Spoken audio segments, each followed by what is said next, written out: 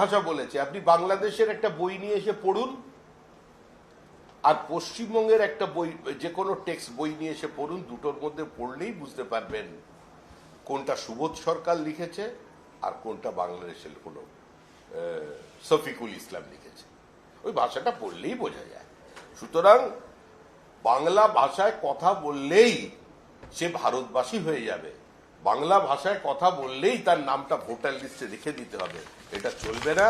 পরিকল্পিতভাবে বিভিন্ন জায়গায় ফেক আধার কার্ড নিয়ে এখন ওরা বঙ্গভবনের মধ্যে ঢুকে পড়েছে। আমি বুঝতে পারছি না পশ্চিমবঙ্গের সাংবাদিক কুলের ক্যামেরা পার্সনদের কি খুব অভাব পড়েছে। তাই নাকি? তাহলে দাঁড়ান, তাহলে উনি যেটা বলতে চাইছেন, তার মানে নজরুল ইসলামের সঙ্গে শামসুর রহমানের কবিতা লেখার ফারাক আছে উনি বলছেন।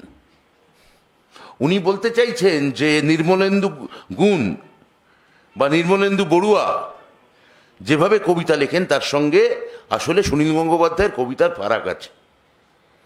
এই কথাটা বাংলার কবিদের কাছে আমি রাখতে চাইছি। হ্যাঁ, তো এবার তাহলে আপনি বলুন যে তার মানে এখানে ওখানে সেলিনা হোসেন যে ভাষায় লেখেন, আর এখানকার ধরা যাক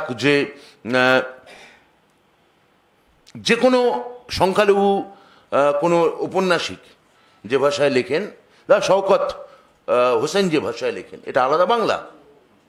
মানে সৈয়দ মুস্তফা সিরাজ যে বাংলাটা লেখেন আর আখতারুজ্জামান ইলিয়াস যে বাংলাটা লিখতেন, তাহলে সেটা আলাদা বাংলা, এইটা বলতে চাইছেন। 21শে ফেব্রুয়ারি বাংলাদেশে কোন ভাষার আন্দোলন হয়েছিল? 21শে ফেব্রুয়ারি যে শহীদ বেদিটা, ওটা কোন ভাষার?